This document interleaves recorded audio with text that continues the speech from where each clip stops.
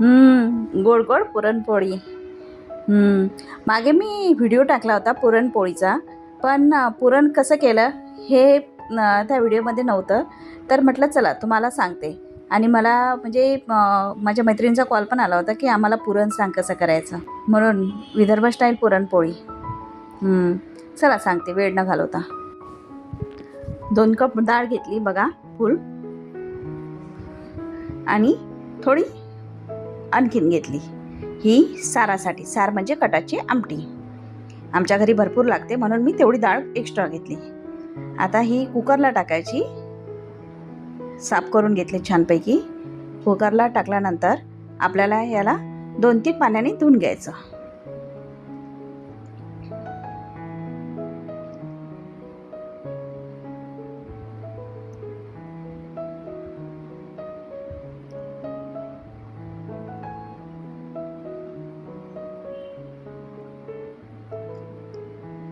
छानपैकी धुवून आता आपल्याला याच्यामध्ये जेवढं पाणी आपल्या डाळीला हवं तेवढं आपण टाकायचं. म्हणजे जवळपास 1.5-2 इंच. बघा तुम्हाला दाखवते. डाळीच्या वर एवढं पाणी हवं. त्याच्यामध्ये थोडी हळद टाकायची. ते छान मिक्स करायचं आणि आपल्याला 4 ते 5 शिट्ट्या घ्यायच्या आहेत. एकदम स्लो गॅसवर घ्या म्हणजे पाणी वर जाणार नाही. नाहीतर शिट्टी झाली की पाणी वर जाते. माझ्या कुकरचं पण गेलं होतं बघा, स्लो ठेवून सुद्धा. आता आपल्याला याच्यामधलं एक्स्ट्रा पाणी काढून घ्यायचं आहे, म्हणजे चाळून घ्यायचं आहे. पूर्ण डाळ पडायला नको म्हणून मी चाळणी ठेवली. हे सारासाठी पाणी वापरायचं. आता त्याच कपाने आपल्याला 2 कप तेवढंच, जेवढी डाळ होती तेवढीच आपल्याला साखर घ्यायची आहे. तुम्ही गोड पण घेऊ शकता, पण आमच्या घरी साखरेचं पुरणपोळी जास्त आवडते म्हणून. आता मिक्सरला मी लावते, कारण माझ्या घरी जे चाळणी होती ती तुटली म्हणून मिक्सरद्वारे. बघा मी काय करते, मिक्सरला अर्धी डाळ टाकते आणि नंतर त्याच्यात थोडी साखर टाकते. का? कारण डाळ खूप छान बारीक होते, नाहीतर मिक्सरला डाळ बारीक होत नाही. हे करून बघा, खरंच खूप छान डाळ निघते. आता आपल्याला ज्या भांड्यामध्ये जाड पातेलं असेल ना, जिचं बूड म्हणतात, किंवा जाड भांड्याची कढई किंवा काही, ती घ्यायची. त्याच्यामध्ये पुरण आपल्याला टाकायचं आहे छानपैकी, आणि ती गॅसवर ठेवायची आणि साखर विरघळेपर्यंत पूर्ण प्रोसिजर बघा. आता उरलेली साखर टाकली मी, म्हणजे जोपर्यंत ती मिक्सरला लावली ना तेवढी, आणि बाकीची उरलेली ह्याच्यात टाकली. हे छान मिक्स करून घ्यायचं आणि गॅस स्लो ठेवायचा, नाहीतर खालनं जळेल. आणि खूप वेळ ढवळत राहायचं, नाहीतर ते खाली लगेच लागते. बघा मिक्स झालं छानपैकी. हे एवढं पातळ आहे. आता आपल्याला कुठपर्यंत पुरण झालं, शिजलं म्हणून आपल्याला समजेल ते पण मी तुम्हाला सांगते.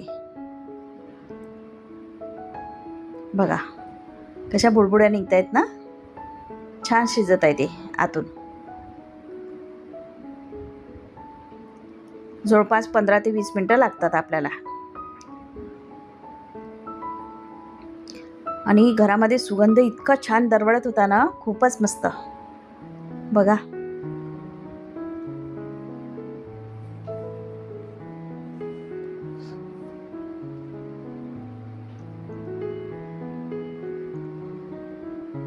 आणखीन पातळच आहे. तुम्हाला दाखवण्यासाठी मी चमचा वर पकडते म्हणून. बघा आता थोडं घट्ट व्हायला लागलंय है ना. तुम्ही समजा हलवत नाही राहिलं ना तर खाली गाठी पण होतात, म्हणजे खाली करपते डाळ, आणि करपल्यानंतर आपण त्याला खालनं चमचा फिरवतो तर मग गाठी होतात. बघा चमचा खाली पडत पण नाही आहे. त्या स्टेजला आपल्याला याच्यात जायफळ पावडर आणि विलायची पावडर दोन्ही पण टाकायचं आहे, आणि छान मिक्स करून झाकून ठेवून द्यायचं आहे थंड होईपर्यंत. हे आमचं विदर्भ स्टाईल पुरण. एकदा करून बघा, खाऊन बघा, खूप मस्त लागते.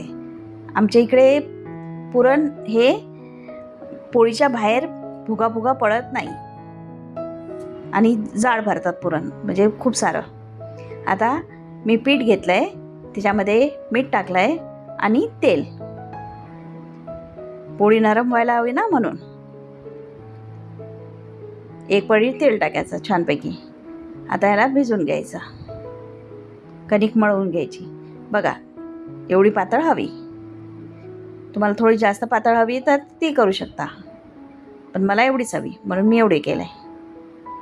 आता मी हिच्यावर पाणी टाकून हे तसं 10 मिनटं ठेवून देते. आणखीन तिच्यात पाणी मुरते छानपैकी.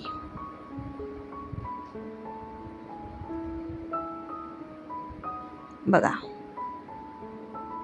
10 मिनटानंतर पुन्हा मळते तेव्हा बघा.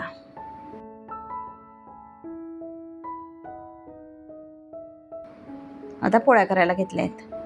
पोळी करताना सगळ्यात पहिले छानपैकी अंडाकार करून घ्यायचा पोळीचा, आणि नंतर पुरण तिच्यात भरायचं, आणि नंतर वरून अशी कट करायची. म्हणजे पोळी शेवटच्या टोकापर्यंत पूर्ण भरल्या जाईल आणि व्यवस्थित म्हणजे चारी बाजूने समप्रमाणात गोल बाजूने समप्रमाणात पुरण असणार पोळीमध्ये. पोळी टाकायच्या पहिले तव्याला तूप लावायचं आणि पोळी टाकायची तव्यावर. तूप भरपूर प्रमाणात लावा, पोळी बाधत नाही.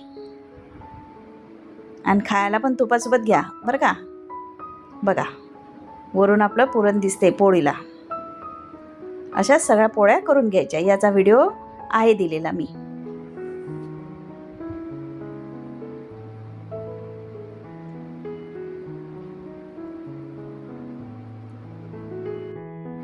आता मी 4-5 पुरणपोळी तुम्हाला करून दाखवते. बघा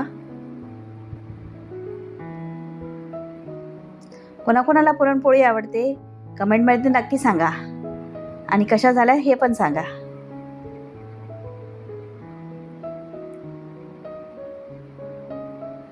पुरण असं बाहेर जरी आलं तरी पुरण पोळीच्या बाहेर बारीक पडत नाही, भुगा होऊन पडत नाही. ती पोळीलाच चिपकलेलं राहणार, कारण गोड आणि छान पुरण होते. आमच्याकडे असंच करतात.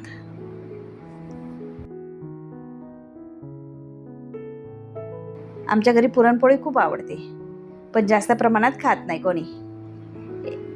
अर्धी एक असंच खातात. आणि अधिक महिना सुरू आहे ना, म्हणून करायचं की हो पुरणपोळी. बघा कशी टम्म फुगतात है ना. परंपरेनुसार प्रत्येक सणाला पहिले पुरणपोळी करायची.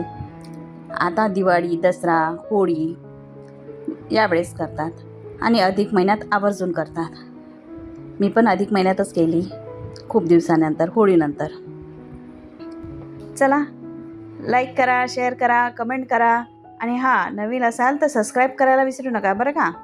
आणि तुम्हाला पुरणपोळी आवडते का हे मला नक्की सांगा. माझा व्हिडिओ बघितल्याबद्दल खूप खूप आभारी आहे. धन्यवाद.